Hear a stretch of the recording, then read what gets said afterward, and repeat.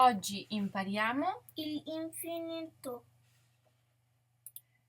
l'infinito means that you're going to use the verb the way it's born.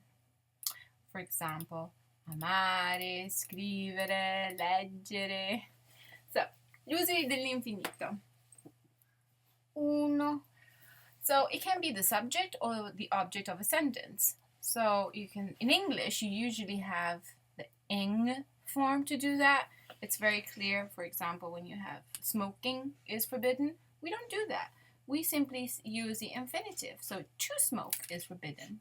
To look for a job is very tiring, or even better in English would be looking for a job. Well, the ing form, which is the Italian gerund, it's not an option. You have to use the infinitive. Quindi cercare lavoro è molto faticoso. And the same applies if you have it can also be the object of a sentence. A very similar use, which is use number 2. It can also be a noun. In that case, if you treat it just like a noun, you will put the article, and it's usually masculine. We don't do this often in the class, but just keep it in mind. 3. Commands and instructions. We use the infinitive to give commands or instructions, mostly written, because if you're writing, for example, a recipe book, you don't know who your reader is, so you want to stay as neutral as possible. And your reader will understand when he or she reads the infinitive that this is an instruction. So you see this for recipes, signs, direction, notices. Okay, so this is the recipe I showed you in class, where you could see a lot of infinitives. Imburrare, infarinare, tagliare, sciogliere. Okay. Use number 4. So there are certain verbs that simply want the infinitive to follow, and it's somewhat idiomatic. So the 3 verbs that you've learned a long time ago are the modal verbs: volere, potere, and dovere. To want, to be able to, and to have to. And these are the conjugations for your review.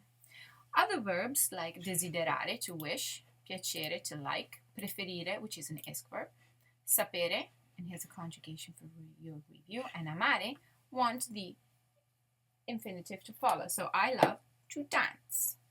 Okay? Benissimo. And now l'uso numero 5. we have a list of verbs that simply follow a formula, and they have a plus infinitive. So andare a, to go, to do something. Venire a, come, to do something. These are quick reviews of the initial verb. Passare a, to stop by. Riuscire a, to do something, to succeed. Riesco, riesci, riesci, riusciamo, riuscite, riescono, and it follows uscire. Aiutare a. So you can help someone to do something. So aiuto la mamma a preparare la cena.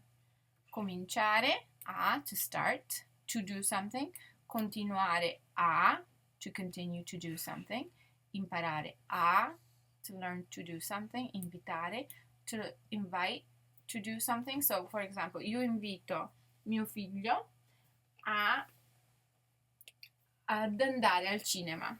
Mandare a is to send, in general, not necessarily at the post office. So I can send Marco to the post office. Io mando Marco all'ufficio postale. Sì. Insegnare a is to teach, to do something. And here you have a double a. Io insegno agli studenti a parlare l'italiano.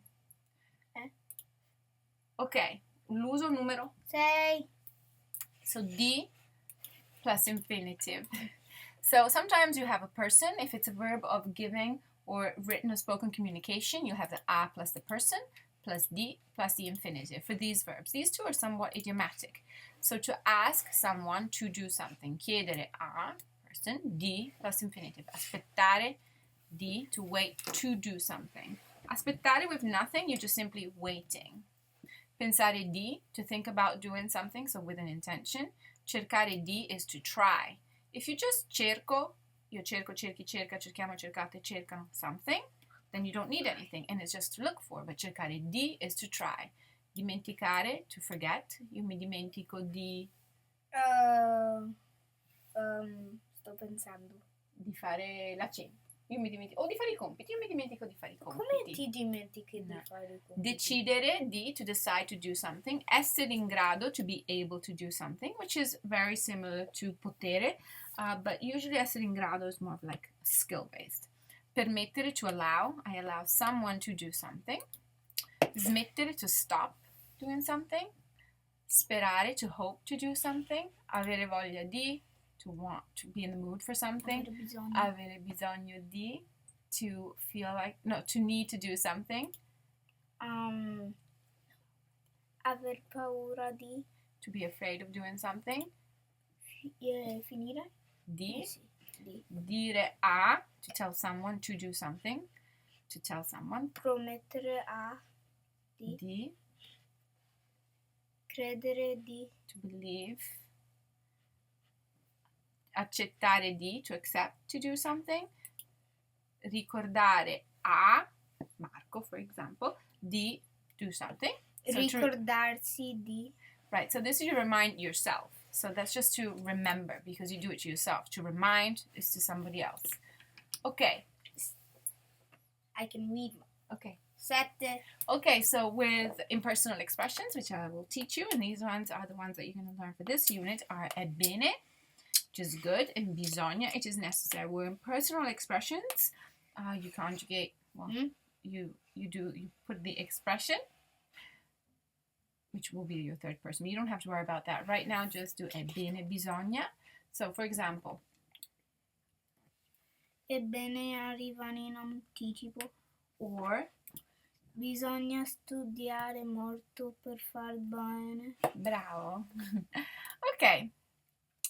We have an issue with pronouns. This is old news for you. When you have an infinitive, the pronoun is attached to the infinitive. Obviously, if it refers to the infinitive. Okay, last thing. Otto. Past tense. Otto. Grazie. So the helping verb is now going to remain at the infinitive. So avere and essere do not conjugate. And you still have the rules of agreement. The agreement will show here. And